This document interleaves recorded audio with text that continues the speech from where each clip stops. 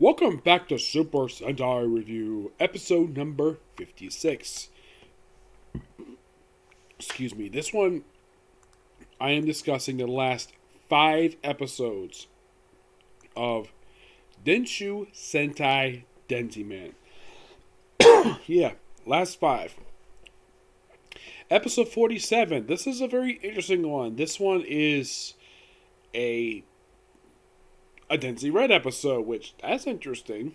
Yes, so I should point out though, the final 4 episodes is a 4-part story arc that concludes the whole thing of Denziman. This one is simply put like we have because what happened last episode where they try to use an earthquake machine to try to destroy Denziland, so the Denziman decided to up the patrols around Denziland. And Denzi Red, out of a uniform mind you, just walks along and sees a beautiful woman near the shoreline near Denziland. And of course, after the examination of her, and of course, taking her on a date, of course, she follows him around. Turns out she's a mermaid. A mermaid princess, mind you. Now, they don't mention she's of Denzi blood. There's no mention of it at all, just that she's a mermaid. Do they show her mermaid form? Well, there's a brief image of one of her fins, one part of her body. But here's the thing. We never see her mermaid form. Aside from that brief image of a fin from a mermaid, that's the only thing we can confirm the fact she's a mermaid. And also, there was one other thing. That fact she drops fish scales. And of course, well, she starts taking clothes and paying for them. So Denziman's like, okay, I'll pay for them. And I'm thinking like, wait. He's a karate instructor, and yet he can afford to pay for these expensive clothes. That or the fact these clothes are very affordable, or the fact that the athletic club that he works for probably pays him pretty well. They go out to dinner, do some dancing, and of course he tries to convince him to go back home to be a good person for people. And of course they do have one monster in this one, Boatlar. Yes, a boat monster. And here's the thing. What is the plot? At least gas. They do the same thing next episode as well. And of course it fails. Of course she goes back home after, well, she's being targeted, and that's it for that. 48. We finally have something really interesting going on with Demon King Baracki, where I should point out though about episode 48. This is the first and only episode to have more than one Phantom monster show up. You want how many show up in this episode? 3. But there's actually a reason why they summoned them. So, they summon Sakalar to basically plant gas around Tokyo. Well, actually plant gas to kill Denzi Rangers. They plant a trap, and it turns out they fail. Yep. And also in this very episode, we have the first ever one-on-one fight between Denzi Red and General Howler. And here's the thing. If you look on the Wiki site for the General, there's an image that you see of him where he's standing on like this side of this building. It's actually from this very episode. He's standing there, he duels Denzi for a pretty good period of time, and of course Sakalar tries to interfere, but he's told, don't do it, do not interfere in my fight, stay out of this. And then of course, well, he does, he's not very happy with it. And then of course we also have plan an attack for the other one, so turns the attack failed. The reason why it failed was because Sakalar is working for Baracki. Yep, and he overthrows Queen Hedra. And she does take back control by the end of the episode. It turns into a candle briefly for like one episode. The next episode he turns back to normal. And because of his mutiny, she decides to use her power, thanks to, of course, having Mira, Kira, and the General in her cell. So she very quietly, while the fact that the Demon King is drunk, somehow he doesn't hear the monster machine going off and having 2 eggs roll across the floor. Apparently the dusters don't hear this. They basically fire the machine off, and then of course they take back control. And of course they battle the monster Sakalar, and they're the ones who actually kill him. Which, that's interesting. Yes. Why would I say so about that? Well, the reason why is because he is probably by far the first and only Vader monster killed by another monster because he turned traitor. The 49 is the start of the beginning and the end of this thing. Like, we get more into basically more beginning and end. And that's why we have the duel between, well, Denzi Red and the General. And it's pretty good, like, that about happened in that episode. And then episode 50, like, we have it where a new monster shows up. And this is the last official monster to pop up in the series. Well, in this one, anyways. This is not a beta monster. Oh, no. The one is Monster 49, who actually gets killed off in episode 49. Yes, that is the last official beta monster that's actually created. Mm-hmm. Now, besides from Sakular, you also have Kimidalar, who is this yo-yo toy, and he's Monster 49. He appears just for episode 48 before he gets killed off. And as for the other monster, who was the last fish monster that was summoned, he appears in episode 40 and 40 before he's actually destroyed. Mm-hmm. And it's interesting, though, that Monster 48 and 49 are technically the last special monsters. And here's something interesting, though. 48 was at the time before they retconned it to include Go Ranger and Jock. Episode 48 of this one was considered to be the 100th episode of Super Sentai at the time before they changed. I think it's over 200. Yep. And the monster shows up. His name is Baracki. It's the Baracki monster. And he's here just for these last 3 episodes. He does move very much. And of course, when he shows up, and of course, this is of course after Queen Hedra took back control in episode 48, like, or 49. Well, that's when he first shows up, anyways. So she's like very worried about this particular monster. She thinks it's an Vader monster. Oh no, this is Baracki's monster, and of course, turns back to normal, and he takes back control of the Vader clan. But instead of basically having the 4 thrown in the jail cell, oh, the Roman the cow's no problem. But he's in charge. So then the General does something. Now, this episode I thought was really neat. Because we actually, the aircraft hangar that the Bear Castle uses, because this has never been seen before, the interior of this thing. And it's also mentioned that there's only one fighter that's going to be sent to take on Denzi Rangers. And of course, General's like, why is only one? Because the other ones are damaged or basically unflyable. And he's like, it must be the Baracki monster. Yeah, it must be. So he flies it. And he sees Denzi Red, he just automatically attacks him. Then, of course, well, he retreats after. Here's the thing. Denzi Red saves him from basically dying. Then, of course, then they have him like, well, then, of course, he's declared a coward by the Demon King. And he's like, okay, there's one last thing we can do. And, of course, he tells Queen Hedra, give me the Blade of Vader. And she's like, you really want it? You really want it? Yes. And she basically is not happy with it at all. It almost hints at the fact that Queen Hedra, like, the way it seems so for her scenes, episode 50,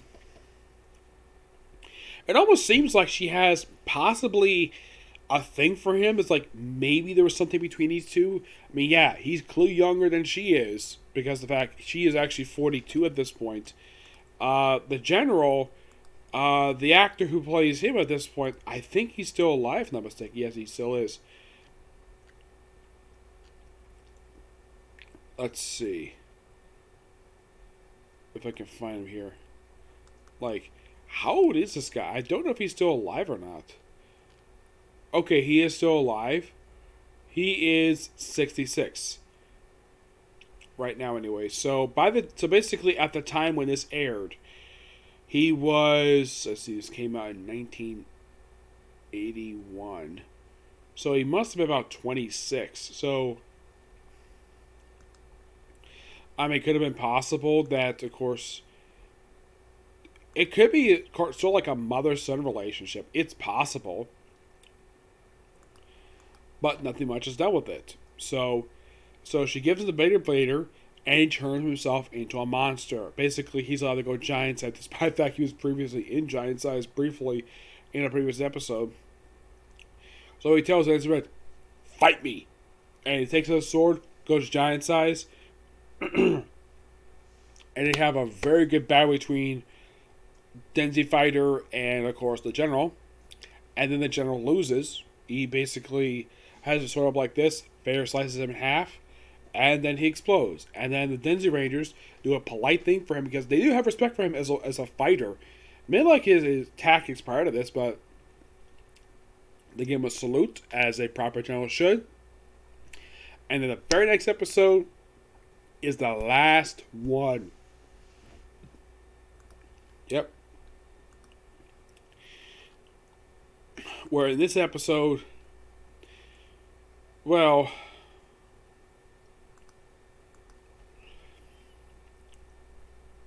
in this episode, Mira and Kira are killed off by, of course, the Demon King. I believe it's Kira is killed off by... She's killed first after he turns himself into a shield to protect Queen Hedra, who of course, Demon King tries to kill her. Yeah, tries to kill her, and she gets killed by being stabbed twice. And then later on, of course, Kira is killed by Demon King as well after she transforms herself into a crystal ball. Queen Hedra does not get killed in this episode. No, she survives. Where they think she's dead, but oh, don't worry, I'm not going to spoil what happens with her. I'll reveal that for the next episode. And by the way, before Mira died, she actually blinded the Demon King. So he just wanders out of Vader Castle, and then of course he just wanders out blinded, and then of course he's hit with the Denzi boomerang and he's killed. Like, really? The first time, basically, getting around for the money. And this one is like, okay, so he's killed that easily. And they figured, okay, well, he's dead.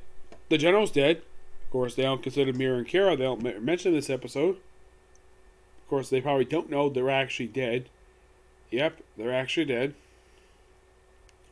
So, they actually go to Vader Castle. Which, just like in the last two Sentai I watched, in the final episode, that is when the Rangers actually go to the main room where the villains were in the previous episodes up to this point. And not the first time I'm saying this. This also happened in Zoo Ranger. Anybody think, okay, did it happen in the other ones? Like, did it happen in O Ranger? Kind of yes, but not the original base per se. They actually have Palace on Earth in that one. Okay, how about Car Ranger? Car Ranger never had an actual confrontation in that one. No, never did. Mega Ranger, which was the one turned to space. Nope. Gingamon, shockingly, not that I can think of, no. Okay, what about Go-Go 5?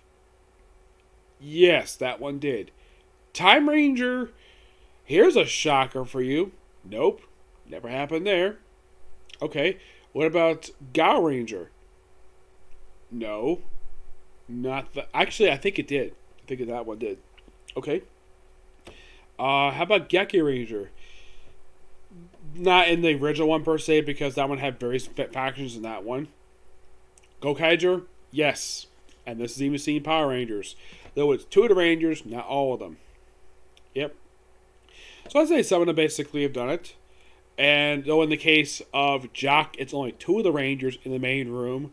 Because like one villain and series of one-shot villains. And Battlefield J, yes, that one did in the final episode. That one did confront the main actual villain, San Egos, which no one knows exactly what he actually looks like, just a man in a cloak. That was kind of the weird thing about San Egos, like no one knew where the heck he come from, and his backstory was never explained. I'm sure it was probably pre-planned, the fact that his backstory was actually planned to be explored, but they probably couldn't do it because final episode. And this one, they confront Queen Hedra, and she just disappears. They just, oh yeah, I'll go away for a while and come back. And then with that, oh yeah, and also I should mention though, I think it was this very episode, Denshi Fighter is actually severely damaged. So later on, they actually confront the Baracki monster and figure like how they gonna beat it.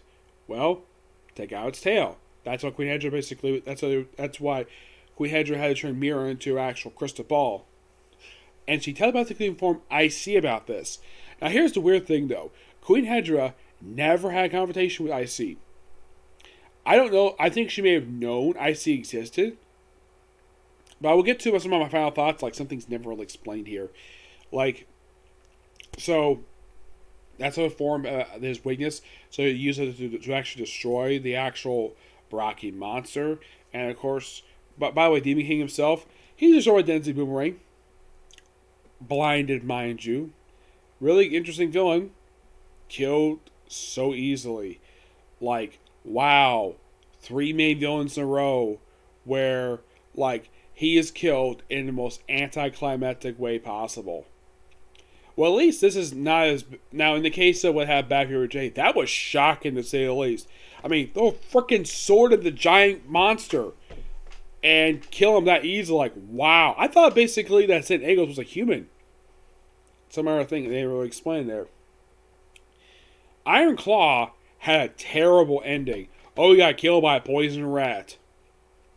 But then he had even worse fate, being killed by being shot down in a flying saucer in the Jock vs. Go Rangers movie. At least St. Egos had a much better conclusion than being, hit in the face with a boomerang, and that's it for him. I'm like, okay. Queen Hedra never confronts her. And here's, now, of course, she goes off, and, by the way, how they defeat the action monster itself, well, despite it being previously damaged, it turns out IC is actually revealed after the battle is over with, that IC transferred his own brain into the Denshi fighter in order to be used. Which, okay, that's how he was able to get it done. And apparently it's kind of hinted that IC might be dead, because his brain was transferred to, the Denshi fighter. Then, of course, right afterwards, it kind of reveals exactly what happened after that. Where Denziman set up a soccer tournament in his name, which, that's very nice of him to do. But aside from that, nothing really much is known exactly what Denzi Rangers were up to even after this. I mean, you actually see Denzi Blue pop up in 2 movies after this. Oh yes, they pop up. I think he popped up in the first episode of Turbo Ranger as a cameo. But aside from that, the only appearance Denzi Blue made was actually appearing in 2 of the Gokaiger movies. First in the Gokaiger vs. Ghost Agent film, which was really good. And the other one was another film where he actually also reprised not only the actor who played Denzi Blue, but also Bao Kenya, even Space Sheriff Gavin himself, playing 3 characters in one movie, which that probably must have been tiring for him to do. That was the Gokaiger vs. Space Sheriff Gavin, which that was really good. I thoroughly enjoyed it. I had never watched Space Sheriff Gavin before, and that film was my first taste of Space Sheriff Gavin. It proves to me that, Space Sheriff Gavin is awesome. Even though I kind of seen some footage of it before, even though I hadn't watched it yet, but I know some footage from that and the following 2 Space Sheriffs was used for V-Troopers. I'll eventually discuss Space Sheriff Gab in the future. That'll be who knows when. My final thoughts on Denziman. Okay. Good. It's had some really odd episodes per se. The good ones here and there. I think the Denshi planet, basically, the explanation was not overdone. They never really explored it very much. I mean, the first thing they ever explored was episode 7. And after that, it was only explored 4 more times after this. In clip shows. Yes, they used stock footage 4 times after episode 7. First in the Denziman movie. Then in episode 26, 29, and 46. They kept freaking using stock footage. The most frequent stock footage I've seen was a clip from episode 1 when they had the flying squirrel showed up. Yes. So, okay. So my negatives about this one. Okay. Not a lot of Denziman was explained. Not that well anyways. And okay, we just had this Denzi fair pop up in the very first episode. At least gotta praise the fact they didn't wait 5 episodes in to show off the actual robot that, of course, Super Sentai is known for having, which is these giant robot fights. This is the second one in a row that actually had this. It was also the first one that transformed, but it was like from a fighter to the actual robot itself. Excuse me. And like in the case of Battlefield J, it did use a sword to destroy the monsters, though at first that it used one weapon. Now, in the case of weapons per se, aside from the Denshi sword and the Denshi ball, and it also used even a Denshi boomerang, that one was very rarely used. Mostly it was just Denshi ball and Denshi sword. The boomerang popped up a few times, but it didn't pop up that much. I think like the last time officially popped up, I think it was like episode 50. But popped up a handful of times. I thought it was quite weird for the robot to be using a boomerang to battle the monster with. And also, like in the case of Battlefield J, where the device used to destroy the monster in the ground before they go bigger, is at first it was Denshi Boomerang, where they basically have things spin up and they spin around until they spark. Later on, they did the whole like blue kick or Denshi lightning drop, which I thought was a really cool move. Okay. Other negatives I had about it was the fact that the monster go giant size, they had the same 3 phrases they rotated every time. Like, they say, "You'll pay for that," or a few times they use "curse you," or they say, "damn it." And by the way, these are the only lines they say when they go to the giant size form. These 3 lines. And it's like one line. Yeah. But the "you'll pay for that" was used a lot. And I'm like, really? You couldn't use any other line?